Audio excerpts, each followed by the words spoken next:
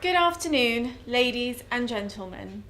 Gender inequality is an issue not just for feminists, but one that will make you reconsider the very foundations that our modern world human rights are built upon. I ask you today, are women and girls valued in our world? I would like you all to join me on a journey of different women, independent, intelligent and ambitious, their only differences being where they were born and raised.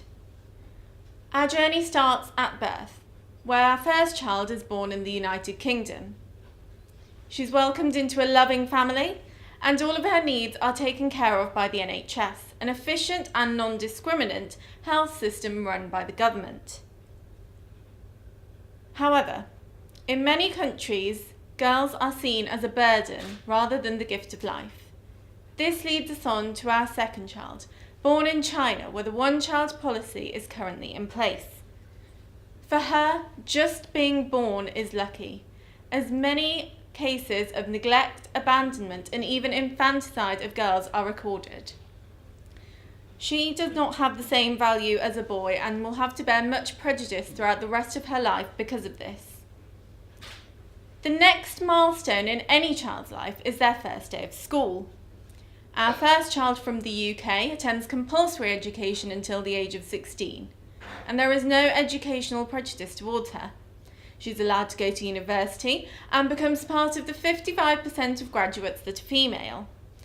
Education has a huge impact on a country's society, as it means women are less likely to get married at a younger age or have children before the age of 18. As you can see, these women have had a very different start to their lives, and this will impact hugely on their futures. Another example of gender discrimination is the sporting world, which has never shown equality to women across the planet. Our first woman, even though she lives in the UK, she has still had to overcome many hurdles to try and find a career in sport. Despite the fact that she is England football team's captain, she has to have 2 additional part-time jobs to sustain herself financially. In 1 year, she earns £25,000, the same amount that John Terry, Chelsea Football Club centre-back, gets paid in a day. As a female athlete, she is seen as a second-class citizen in terms of media, funding and salaries. Why is the sporting world turning such a blind eye to such obvious sexism? And finally, perhaps where gender equality is the most obviously ignored would be the workplace. The pay gap is so large that many analysts believe it will take over 70 years to bridge that difference.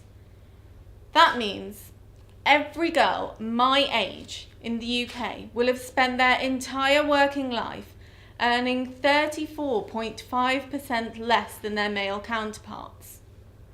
Furthermore, they make up only 17% of the FTSE 100 company board directors. And to put this in perspective for you all, there are more men called John than there are women running the biggest companies in the UK.